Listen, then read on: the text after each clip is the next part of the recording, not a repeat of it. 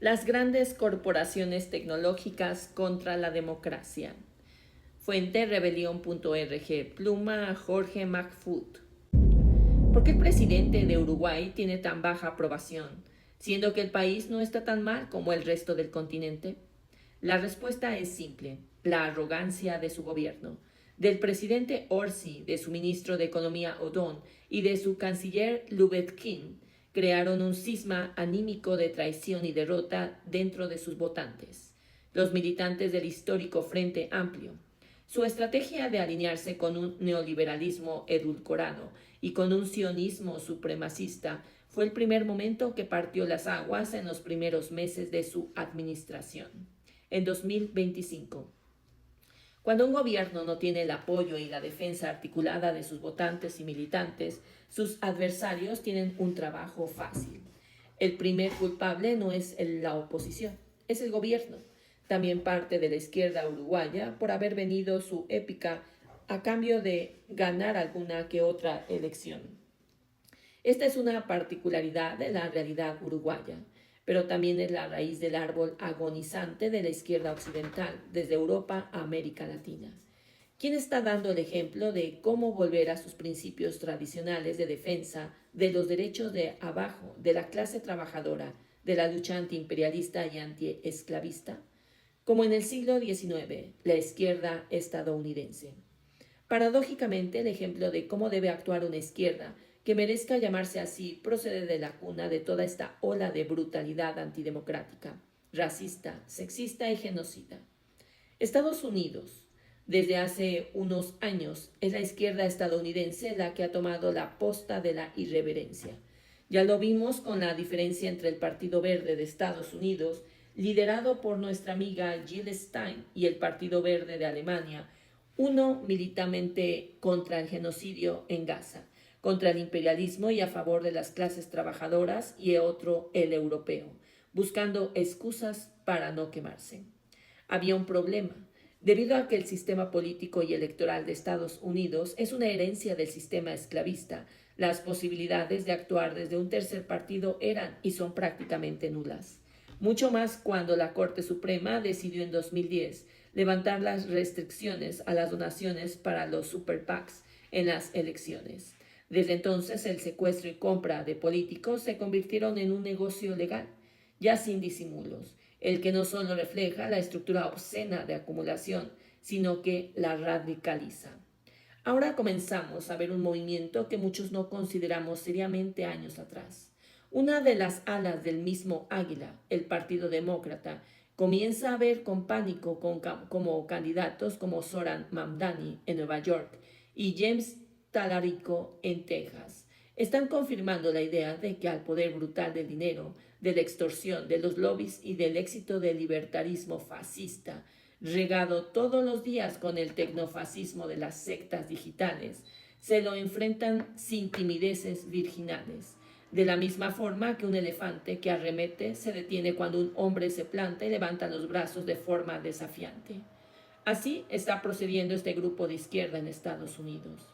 Mamdani no solo ganó la alcaldía de Nueva York con su afirmación y confirmación de ser musulmán y socialista, sino que desde el comienzo hizo una campaña a favor del aumento de impuestos a los millonarios, luego de décadas de imparable reducción, y contra el genocidio en Palestina. Luego de ganar la alcaldía, hizo campaña en favor de candidatos al Congreso del Estado, con una condena clara a la inmoralidad de los lobbies, como el pro-Israel AIPAC, el que históricamente se jactó de decidir quién gana en una elección, solo aquellos que reciben las donaciones y la bendición de su secta. El resultado ha sido una serie de victorias electorales de izquierda irreverente.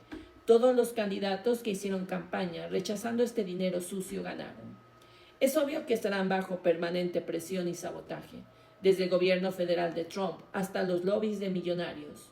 Lobbies de pobres no hay, pero como lo demuestra la historia, la izquierda desde el siglo XIX se plantó con principios y reivindicaciones sin cambiarlas ni por una ni para un triunfo electoral.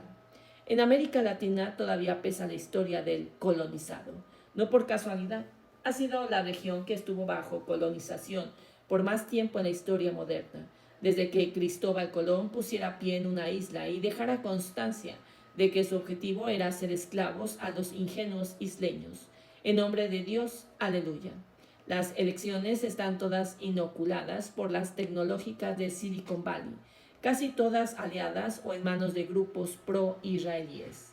En los últimos 3 años, como reacción a la avalancha crítica de la gente normal contra el genocidio en Palestina, 9 elecciones fueron ganadas por candidatos pro-Israel, justo cuando en todas y cada uno de esos países la opinión de la población era mayoritariamente desfavorable a las políticas intervencionistas, abiertamente genocidas y supremacistas de Israel. En casi todos los casos ganó la derecha más fascista, manipulable, todos simpatizantes del supremacismo racial o étnico. Milei en Argentina en 2023, Noboa Ecuador 2023, Peña Paraguay 2023, Bukele El Salvador 2024, Mulino Panamá 2024, Cast Chile 2025, Asfura Honduras 26, Fujimori Perú 2026, De la Espriella Colombia 2026. Aleluya.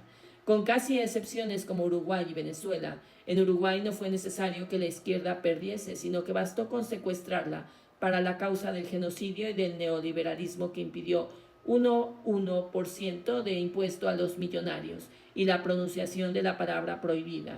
En 2025, en Venezuela, Nicolás Maduro y Delcy Rodríguez condenaron el genocidio en Palestina. Horas después, el secuestro de su presidente por una fuerza extranjera que dejó casi 60 muertos olvidados en enero de 2026. Rodríguez dijo que la operación tenía la firma de Israel. Apenas colocada como presidenta interina, la Constitución dice que debió llamar a elecciones 30 días después. No dijo ni una sola palabra contra el régimen de Washington ni de Tel Aviv. Más bien todo lo contrario, sus expresiones fueron a favor de la restauración de relaciones diplomáticas con ambos. ¿Qué ha dicho Delcy sobre la invasión y masacre de Israel en el Líbano? Nada, pese a que en Venezuela viven 700.000 personas de ascendencia libanesa, 50.000 palestinos y 10.000 judíos, aunque este último grupo no debe ser identificado con el sionismo como pretenden siempre los sionistas. ¿Dónde quedó la resistencia de Chávez? Un silencio cobarde, gripal y calculador de sus propios intereses como el de Shakira. En junio de 2026, Flavio Bolsonaro se reunió con Netanyahu, como antes lo había dicho la dictada Nobel de Paz María Corina Machado, y dijo que esa relación era gana-gana, pésima traducción de win-win. Flavio es el candidato que le disputa la presidencia a Lula, quien junto con la presidenta Sheinbaum de México es uno de los pocos presidentes latinoamericanos no arrodillados ante Netanyahu. Flavio Bolsonaro, hijo del golpista pro-israelí y expresidente capitán Jair Bolsonaro, se subió a una tarima pública y declaró: con Bolsonaro, Brasil volverá a ser una nación hermana de Israel. Del genocidio de Palestina y de los derechos de los pueblos del mundo, ni una mierda. Al término gritó 2 veces: Brasil acima de todo, una copia burda del lema nazi, Deutschland über alles, que hasta los europeos prohibieron luego de la Segunda Guerra Mundial. Porque un candidato que disputa la presidencia de un país gritaría en una tribuna algo a favor de lo que el 60% de la población rechaza. Es simple. Como la otra docena de candidatos del genocidio, no les habla a sus pueblos palestinizados, les está hablando a las grandes tecnológicas, que a través del hackeo de naciones son las que deciden las elecciones. Fin de la opinión.